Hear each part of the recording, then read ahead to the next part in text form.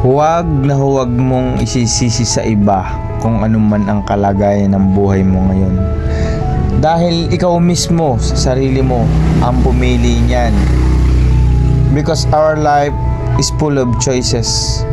Kung mali man ang pinili mo ngayon, pagkatapos nun may choices ka ulit kung ipagpapatuloy mo yung mali or itatama mo yung mali.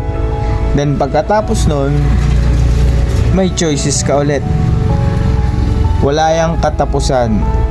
Kaya be smart of choosing the right path. That's the reality of life.